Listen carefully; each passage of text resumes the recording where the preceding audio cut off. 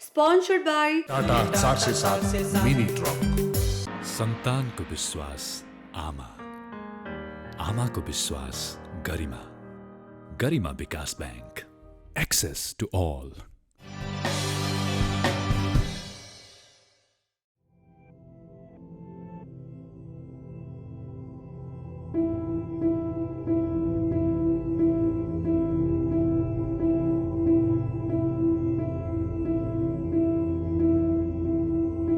सुन्दर सिन्धुपाल्चोकमा पछिल्लो समय प्रकृतिको निर्मम प्रहार हुने श्रृङ्खला जारी छ।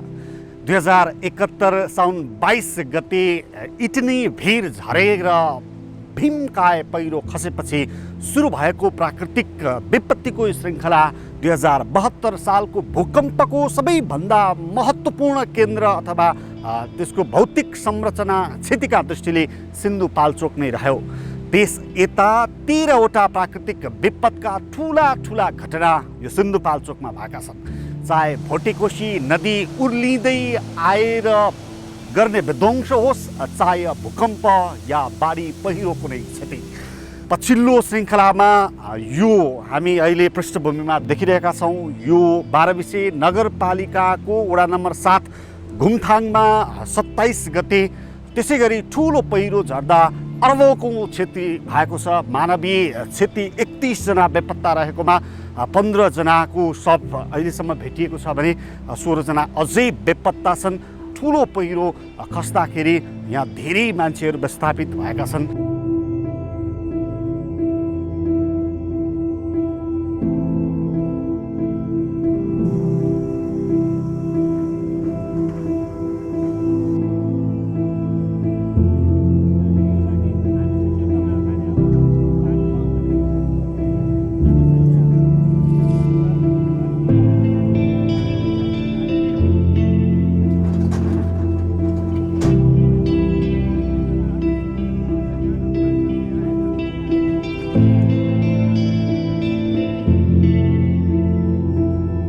अरनिको राजमार्गको सखुवामा निकै घुइँचो बढेको छ केही दिन यता।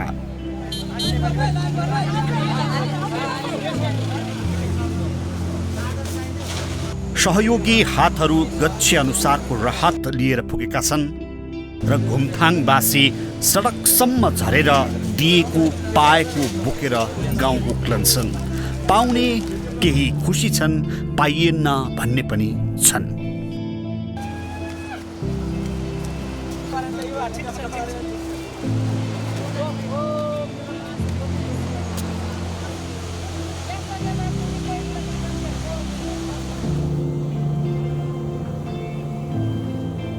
एक्जाभेटरले लगातार भग्नावशेष पन्छाइरहेको छ र आफ्ना बेपत्ता प्रियजनको शव भेटिन्छ कि भनेर दिलबाट ठुलो ठुलो हेरिरहेका छन् तिनका आफन्त।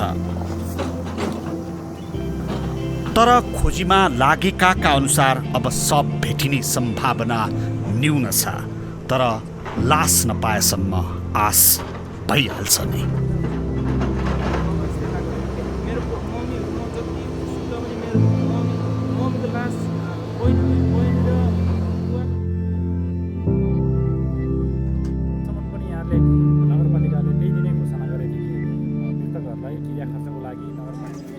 मर्ने त मरिहाले, बाँच्नेका लागि व्यवस्थापन गर्नै पर्यो।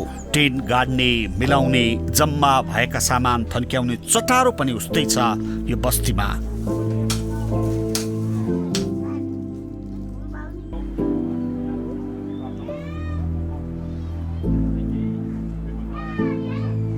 अर्को व्यवस्था नभएसम्मका लागि यही टेन्ट नै संसार हो यिनीहरूको।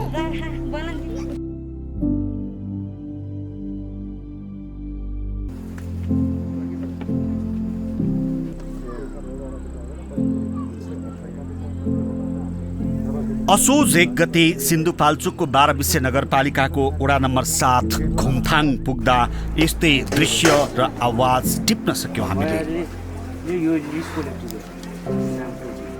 यो जग्गाको क्षतिपूर्ति दिएर गएर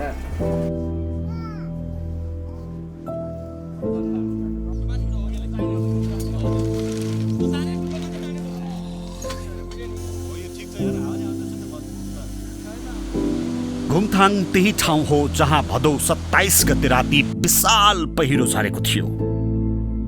त्यस यता यो गाउँमा जीवन्त छ, तर निरस, निष्प्राण र अत्यन्तै कारुणिक टिचलाग्दो। के गर्ने दाइ, मैले भन्दैन दाइ। हस्पिटल गइने मलाई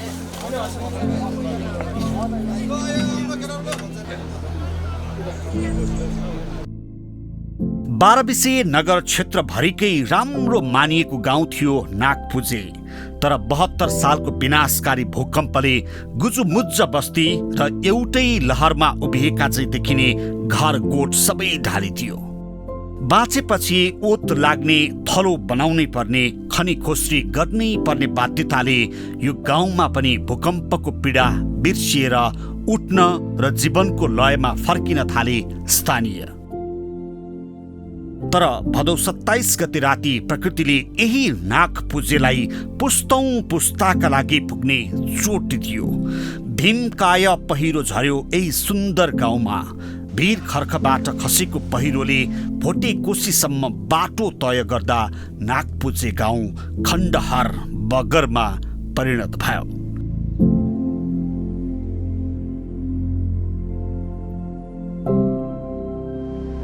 पहिरोको मूल भङ्गालो नै बस्ती बीचबाट छिर्दा ठूलो मानवीय र भौतिक क्षति भयो। अहिलेसम्म 16 जनाको शव फेला परेको छ, 15 जना बेपत्तै छन्।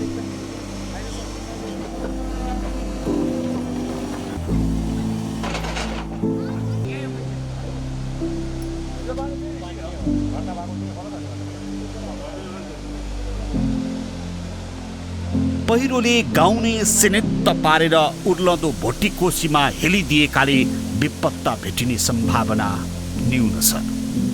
15 जना व्यक्तिहरू हराइरहेको अवस्था छ। यतिकै सङ्ख्यामा चाहिँ पशु चौपायाहरू, अनि त्यसपछि घरहरू, अनि त्यसपछि यहाँको खेती अन्नपात, जमिन समेत ठुलो चाहिँ मूल्य बराबरको चाहिँ करिब 3 करोड समथिङ बराबरको हामीले अहिले प्रारम्भिक अनुमान अनुसार 3 करोडभन्दा बढीको क्षति भएको हामीले अनुमान गरेका छौँ। हराइरहेका 15 जना मध्ये कसैको शव भेटिन्छ कि भन्ने आश अझै मरिसकेको छैन र त एक्जाभेटरले पहिरो खोस्रिरहेकै छ। आफ्ना प्रियजनको निशान मात्रै भेटिन्छ कि भन्ने आशमा आशौच बारेका सन्तान मध्य पहिरोमा आएर कुर्छन् र फर्किन्छन्। वीर खर्कबाट सुरु भएको पहिरोले नेवार टोलतिर पनि शाखा फैलायो। बढ्ता क्षति चाहिँ नागपुजेमै भयो। वीर खर्क र नेवार टोलका 11 जनाको शव फेला परिसकेको छ। नागपुजेका अधिकांशको अवस्था अज्ञात छ। शव भेटिएका परिवारले सद्गत गरे काजक्रियामा छन्। अहिले पनि म मेरो घरै यहाँ होइन, मेरो ठाउँै यो होइन जस्तो सोच्छु। मेरो पनि बुवा मम्मी बहिनी अझै कता गएर बसिरहेको छ, आउँछ जस्तो सोच्छ।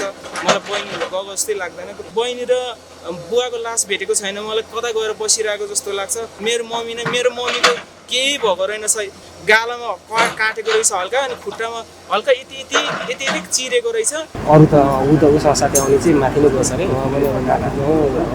माथि पनि उसको दिदीहरू हुनुहुन्थ्यो हिँडीतिर त्यहाँ जाउँ भन्दाखेरि होइन जान्छु भनेर चाहिँ सबै तपाईँको हामीले नदेखेको ग्यास चुलोहरू जम्मै लिएर चाहिँ मम्मीहरू भाइहरूलाई हेर्न आएको। तर त्यही दिन राति चाहिँ यस्तो भएर सबै भाइ, मम्मी, भाइको बुढी, अनि उसको 2टा बच्चा, अनि बाहिरबाट आउने अब निनी होइन, 6 जना चाहिँ एउटै घरमा। मम्मी एउटा, अनि भाइ, बुहारी, अनि भाइको 2टा छोरा। मध्ये को भेटियो? भेट्नुमा अब मम्मी भेट्नुभयो, अनि भाइ भेट्नुभयो, अरू बाँकी।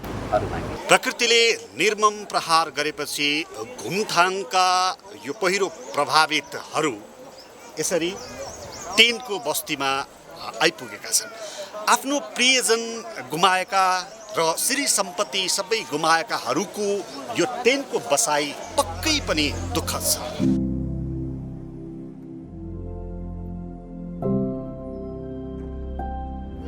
अहिले गाउँ नै विस्थापित भएर टेन्टमा समेटिएको छ।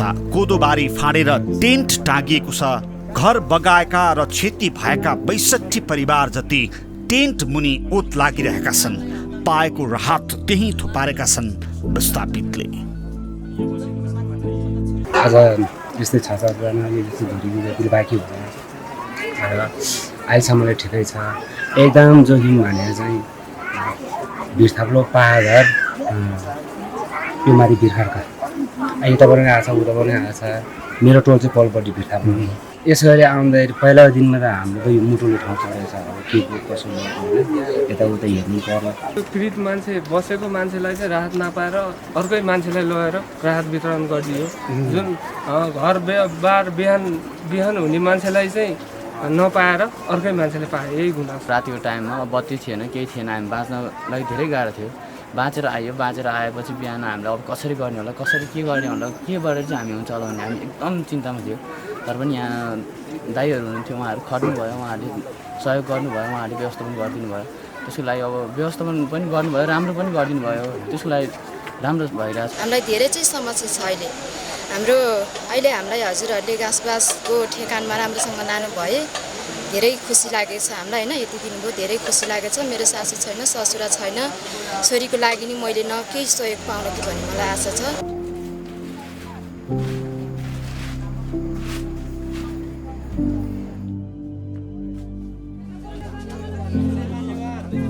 विस्थापितका लागि 12 नगरपालिकाले सम्भव भएसम्मको व्यवस्थापन गरेको छ। दाता पनि लागेकै छन्। विस्थापितको व्यवस्थापनमा घुमथाङका युवाको सक्रियता साँच्चीकै लोभलाग्दो छ। उपमेयर सुशीला पाक्रिनको नेतृत्वमा उनीहरू 24 घण्टा खटिएका छन्। नगरपालिकाले खडा गरेको सामूहिक मेसमा भात भान्सा चलेको छ।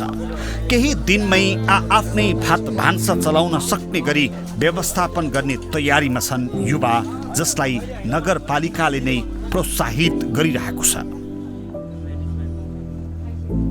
मर्ने मरेर गए, बाँच्नेलाई कसरी थप व्यवस्थित गर्ने, बचाउने भन्नेतर्फ हामी लागिरहेको छ। हामीसँग हाम्रो एउटा टिम छ, त्यसले चाहिँ अब नगरपालिकाले खाद्यान्न टेन्टहरू उपलब्ध गराइरहेको छ। त्यसलाई म्यानेजमेन्ट गर्ने क्रममा हामीले नेतृत्व गरिरहेको छौँ। हाम्रो साथीहरू हुनुहुन्छ। अब बेलुका हामीले 2 दिनसम्म त खाना खुवाउन सकेनौँ। चिरो दाल मटहरू आफू पकेट कलेक्सन गरेर पनि दियौँ उहाँहरूलाई होइन। 2 दिन पछाडिदेखि चाहिँ हामीले चाहिँ निरन्तर रूपमा कम्तीमा केही नभए पनि दाल भात दिएर सुरु गरौँ। अनि अहिले चाहिँ जे होस् दाल भात तरकारी अचारसम्म हामीले खुवाउन सफल भएका छौँ। मृत्युदेखि ल्याएर क्षति भएको सबै विस्थापित परिवारलाई चाहिँ यहाँ ल्याएर राखेको अवस्था छ।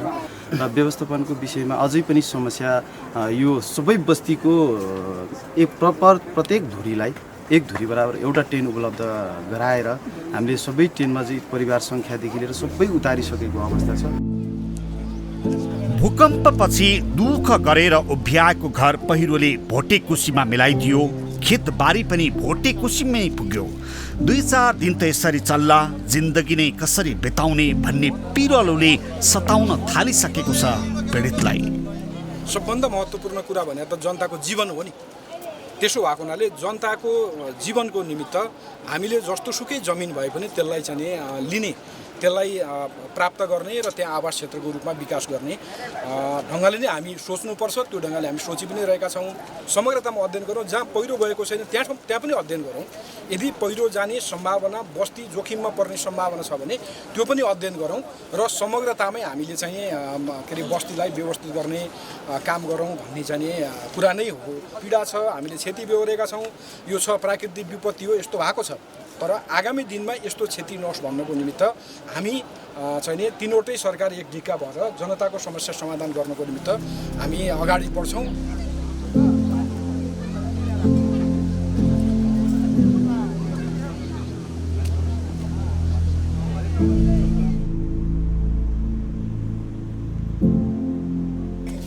विस्थापितलाई राखिएको ठाउँ निकै साँघुरो छ। टेन्ट जोडिएका छन्। स्वास्थ्य र व्यक्तिगत सरसफाई र मेसको खानामा गुणस्तर ख्याल गरिएन भने अर्को जोखिम थपिन सक्छ। पहिरो हेर्न र राहत लिएर यहाँ पुग्नेको सङ्ख्या पनि बढिरहेकाले कोरोना भाइरसको सम्भावित जोखिम पनि बढ्दो छ। स्वास्थ्य शिविर सञ्चालन गरिरहेको 12 नगरपालिकाको स्वास्थ्य शाखा विस्थापितको स्वास्थ्य र सम्भावित जोखिमलाई ध्यान दिएर काम भइरहेको बताउँछ। हामी एकचोटि त्यहाँ सरसफाइ भएका उनीहरूले फोहोर गरेका चिजहरू टिपेर जलाउने, बेलुका पनि त्यसरी गरेर जलाउने, आफै गएर कुनै टेन्टहरूमा चाहिँ कोही बिरामी भएको छ कि हेर्ने र त्यो ठाउँमा चाहिँ स्टेरिलाइजेसन गरिदिने अथवा चाहिँ डिसइन्फेक्टेड एजेन्टहरू हामी राखेका छौँ र स्प्रे पनि छ हामीसँग र हामीले सल्लाह छर्किदिने यो काम चाहिँ गरिरहेका छौँ। र अब विभिन्न ठाउँमा लासहरू गणाउँछन्, अब जीव जन्तुहरू मरिरहेका छन्, गाई भैँसी बाख्रा, तिनीहरू पनि गन्धहरू सिर्जना गरेर त्यसबाट पनि छुट्टै प्रकारले चाहिँ रोग फैलिन सक्ने सम्भावना मध्यनजर गरेर त्यो आर्मी पुलिसहरूलाई पनि हामीले यो तपाईँले छर्किनुहोस् है भनेर त्यहाँ दिइराखेको अवस्था छ। र जनशक्ति औषधि अहिलेसम्मको लागि यहाँ प्रकोप पनि त्यति छैन। दिनमा 8-10 जना बिरामी 15-20 जना बिरामीहरू सामान्य आउनु भएको छ। खासै त्यो प्रकोपको अवस्था केही पनि छैन यहाँ।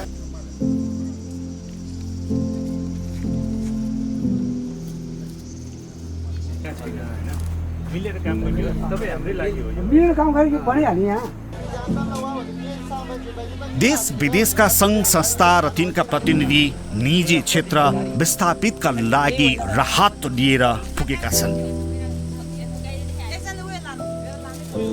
12 विषय नगरपालिकाले राहतमा एक द्वारको नीति लिएको छ। नगरपालिका मार्फत नै सङ्कलन र वितरण गर्ने। मुख्य पीडितले नपाउने, कम क्षति भएकाले बढी पाउने, राहतका नाममा राजनीतिक प्रतिस्पर्धा हुने र ढुवानीका लागि पनि सहज होस् भनेर नगरपालिकाले अधिकांश राहत 12 विषयमै बुझिदिन्छ र घटनास्थल पुर्याउँछ।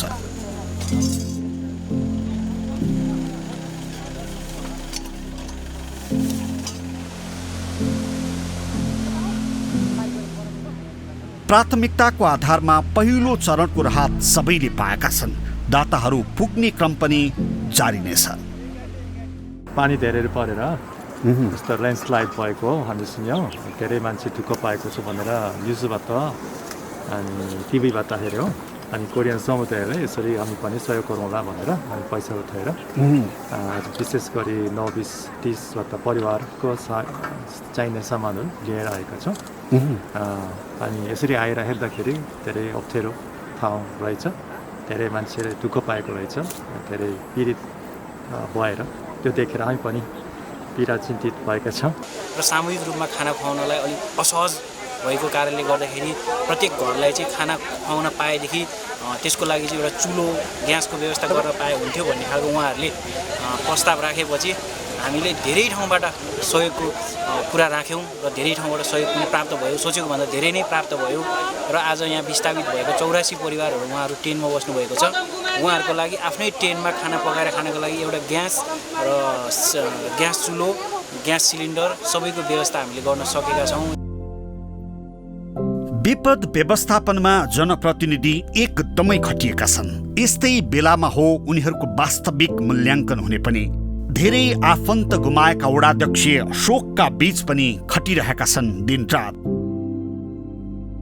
पहिरोपछि उपमेयरको अधिकांश समय घुमथाङमै बितेको छ। मेयर बेला बेलामा पहिरो स्थल पुगेर पीडितलाई सान्त्वना दिन्छन्, सरकारको अनुभूति दिलाउने बाचा गर्छन्।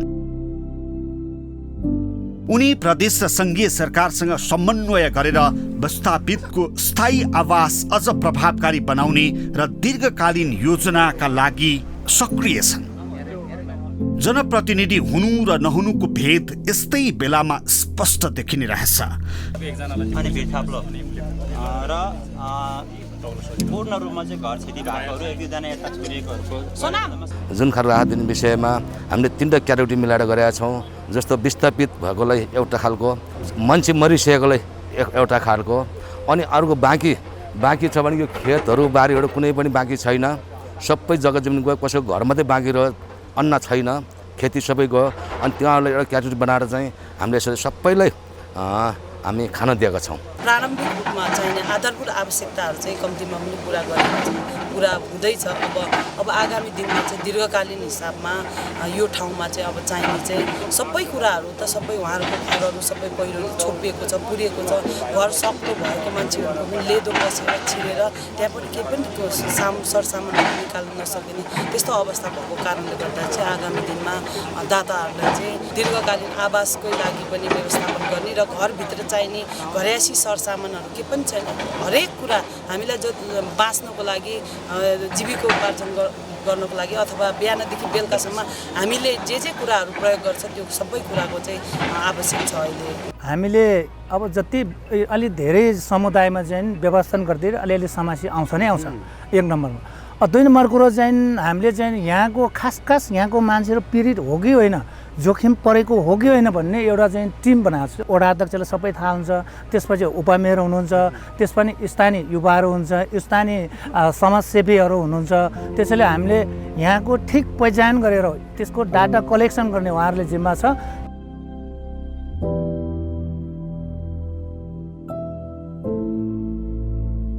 पछिल्लो समय बाढी पहिरो जस्ता प्राकृतिक विपदको केन्द्र जस्तै बनेको छ सिन्धुपाल्चोक। पछिल्लो 3 महिना असार, साउन र भदौमा गरी सिन्धुपाल्चोक जिल्लामा बाढी पहिरोमा परेर 72 जनाको मृत्यु भएको छ। 40 जना अझै बेपत्ता छन् र 127 घर पूर्ण रूपमा क्षति भएको तथ्याङ्क छ। सङ्घीय सरकार र प्रदेश सरकार र स्थानीय सरकारले अहिले हामीलाई चाहिँ के मागिरहेछ भने यो बस्तीलाई कुन ठाउँमा सुरक्षित हुन्छ, कुन ठाउँमा स्थानान्तरण गर्नुलाई सुरक्षित हुन्छ त्यो पहिचान गर्नु पर्यो र त्यसलाई भूकम्पविद पहिरोविदलाई लिएर चाहिँ त्यसलाई चाहिँ सुरक्षित छ कि छैन भन्ने चाहिँ त्यसको चाहिँ निष्कर्ष निकाल्नु पर्यो र साँच्चीकै त्यसले चाहिँ परिणाम आउने गरेर हामीले एउटा उच्च स्तरीय चाहिँ एउटा मिटिङ आयोजना गरेर सिंहदरबारमा सभामुखकै कार्यकक्षमा चाहिँ एउटा मिटिङ आयोजना गर्यो। मलाई लाग्छ त्यो मिटिङ अहिले पनि त्यो कसरी चाहिँ व्यवस्थापन गर्ने, कस्तो घर बनाउने, नमुना बस्ती बनाउने र स्कुल एउटै ठाउँमा, पानी एउटै ठाउँमा व्यवस्थापन भन्ने यसलाई चाहिँ एउटा एकदमै घनीभूत छलफल भएको छ। यसले परिणाम मलाई जहाँसम्म लाग्छ ल्याउँछ। अहिले हामीले तत्कालीन व्यवस्थापनमा छौँ र यो अहिले पानी बसिसकेपछि दीर्घकालीनको लागि चाहिँ हामी छलफल भएको छ। सिन्धुपाल्चोक पछिल्ला वर्ष प्रकृतिले निर्मम प्रहार गरिरहेको जिल्ला। 2077 सालको असार यता मात्रै 12 विषय नगरपालिकाको जम्बू, खागदल, नागपुजे, भोटेकोसी गाउँपालिकाको लार्चा, फुलपिङ, जुगल गाउँपालिकाको लिदीमा पहिरोले मानवीय क्षति गरेको छ। भूकम्पले थिलो बनाएको भूगोलमा अधिक वर्षा हुँदा पहिरोको जोखिम निम्तिएको स्थानीयको बुझाइ छ, तर यसको विस्तृत अध्ययन अझै सुरु गरिएको छैन। भूकम्प पछि बस्तीहरू सार्नुपर्ने जुन तदारुकता हामीले लिनुपर्ने थियो, राज्यले लिनुपर्ने थियो, त्यो यो यहाँको हकमा ठ्याक्कै त्यही भन्न नसकिए पनि अरू लिदी जस्ता ठाउँहरूमा भूकम्पले जुन क्षति गर्यो ती बस्तीहरू सार्नुपर्ने थियो बेलैमा, तर सम्बन्धित अधिकारी अथवा निकायले चासो नदिँदा सिन्धुपाल्चोकमा पछिल्लो समय पहिरोले निकै जोखिम लिइरहेको छ, मानवीय क्षति बढाइरहेको छ। त्यसैले पनि राज्यले अथवा सरकारले गरेको अध्ययन अनुसार सिन्धुपाल्चोकका अति महत्त्वपूर्ण रूपमा जोखिममा रहेका बस्तीहरूलाई बेलैमा सुरक्षित स्थानमा सार्न स्थानीय सङ्घीय र प्रदेश सरकार र अरू सङ्घीय सरकारका निकायहरूले बेलैमा ध्यान दिने हो र यी बस्तीहरू जोखिममा छन् तिनीहरूलाई सार्ने हो भने मानवीय क्षति कम गर्न सकिन्थ्यो। त्यसै गरी यो मानवीय क्षतिलाई नियन्त्रण गर्न, न्यूनीकरण गर्न आफ्नो ठाउँबाट नागरिक स्वयं पनि सचेत भइदिनुपर्ने परिस्थिति सिन्धुपाल्चोकको हकमा र अन्य जिल्लाको हकमा पनि देखिन्छ। आफ्नो थातथलो छोडेर सकेसम्म जान नचाहने प्रवृत्ति, चाहनाका कारण पनि यस्ता विपदहरूमा धेरै मानवीय क्षति हुने गरेको छ। त्यसैले नागरिक, राज्यका सबै निकायहरू, तिनै तहका सरकारहरू यो विषयमा संवेदनशील हुन जरुरी छ।